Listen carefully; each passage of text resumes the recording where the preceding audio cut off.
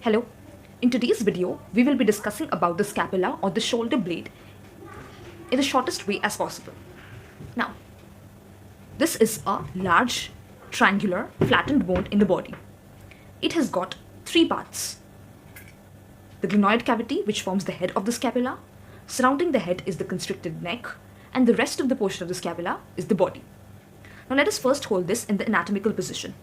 Considering our eyes to be the posterior aspect, the white background of the video as the anterior aspect, we say that the glenoid cavity is directed laterally, upwards and slightly forwards.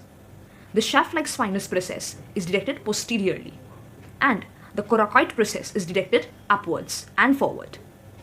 So you have to hold the scapula from the inferior angle as in like this. Now to ease the understanding, we will see the scapula from this view, that is from the anterior view. Now some anatomists say that the scapula has got four parts.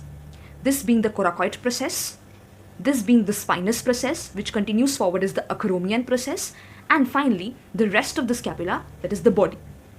Now first coming to the borders of the scapula. It has got three borders. If this is the medial side, this is the lateral side as we said to you in the anatomical position. This is the medial border. From the superior angle to the inferior angle. This is the lateral border or the thickest border from the lateral angle to the inferior angle. And the shortest border is the superior border, is this one.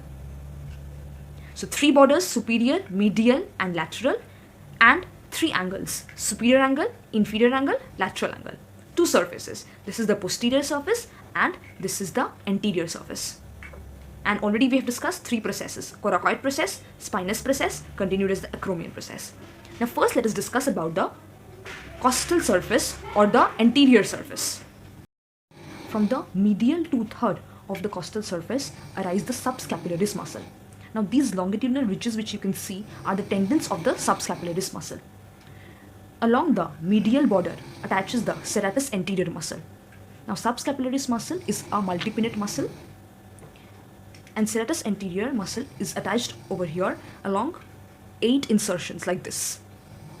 Now coming to the dorsal surface. There is a spinous process as we have discussed earlier which divides the dorsal surface into a supraspinatus fossa and an infraspinatus fossa. And these two fossa communicate with each other through the spinoglenoid notch, as you can see, spinoglenoid notch. Now, the medial aspect of the supraspinatus fossa originates supraspinatus muscle, and the medial aspect of the infraspinatus fossa originates the infraspinatus muscle. Through the spinoglenoid notch passes the suprascapular nerves and vessels. Now, coming to the borders. This is the lateral border or the thickest border.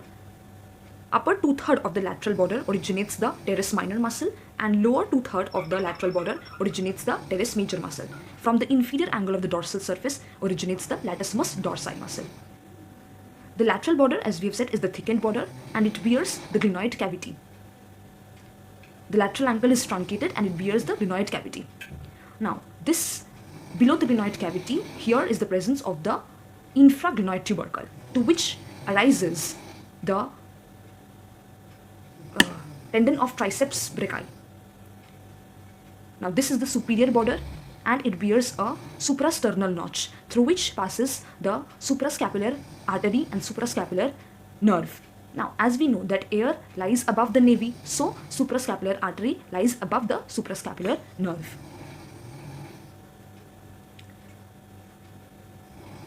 From here arises the inferior belly of the omohyoid. Okay, now coming to the medial border. This is the medial border. In the costal surface, as we have discussed, there is insertion of the serratus anterior muscle, but in the dorsal aspect, from the superior angle up to the root of the spine, there originates levator scapulae. Against the root of spine, rhomboidus minor insertion. All the muscles in the medial aspect are just inserted. So insertion of the levator scapulae, insertion of the rhomboidus minor, and from the root of the spine to the inferior angle, insertion of the rhomboidus major muscle. Now let us discuss about the glenoid cavity in some details. As we have said that the lateral, now this is the glenoid cavity, this portion. Here the head of the humerus articulates to form the glenohumeral joint. Now as you can see that this is a shallow cavity and the head of the humerus is large, so this margin of the glenoid cavity is covered by a fibrocartilaginous rim, which is called as the glenoid labrum. And proximal to this glenoid labrum attaches the capsular ligament. Now, as we have discussed, this is the infraglenoid tubercle, this is the supraglenoid tubercle. Here attaches the tendon of triceps brachii, and here takes origin biceps brachii. Now let us discuss the three processes. This is the coracoid process, which is beak-shaped. This is the spinous process, and which continues forward as the acromial process. First, coming to the spinous process. Now, this is the dorsal aspect of the scapula. So, spinous process arises from the dorsal aspect of the scapula, and it is triangular plate-like process. It divides the dorsal aspect into a supraspinous fossa, infraspinous fossa, joined by a spinoglenoid notch. We have discussed this earlier. Now, this consists of superior surface, inferior surface, anterior border, and a posterior border. Now, posterior border is called as the spine of scapula, and it bears two lips, upper lip and a lower lip. From the upper lip inserts the trapezius muscle, and from the lower lip arises the deltoid muscle. Now come to the acromion process. It bears a tip, superior surface, inferior surface, medial border, and a lateral border. Medial border continues as the upper lip, lateral border continues as the lower lip of the spine of scapula. Now, one important point of the acromion process is that the inferior surface is smooth. You can feel this if you have the bone, and this is related to the subacromial bursa. Now come to the coracoid process. This is directed upward, and it is located somewhat in the anterior aspect of the scapula, and it resembles a bird's beak. It consists, or it attaches, 3 ligaments and 3 muscles. The 2 muscles, Coraco brachialis and short head of biceps brachii, take origin from the tip of the coracoid process, whereas the pectoralis minor is inserted into the medial border of the scapula, medial border of the coracoid process of the scapula. Now, the first ligament is coracoacromial, which is attached to the lateral border of the coracoid process of the scapula. Now come to the second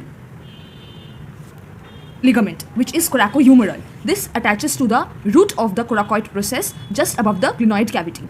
And finally, you have the coracoacromial ligament, which has got 2 components. First, coracoacromial component, which is attached to the conoid tubercle of the clavicle, and the second is the coracoacromial ligament, the trapezoid component of the clavicle. So, in the knuckle, this is the knuckle, you can see a highest point over here. So, in the knuckle attaches the conoid part of the coracoclavicular ligament, and between the insertion of pectoralis minor and coracoacromial ligament attaches the trapezoid part of the coracoclavicular ligament.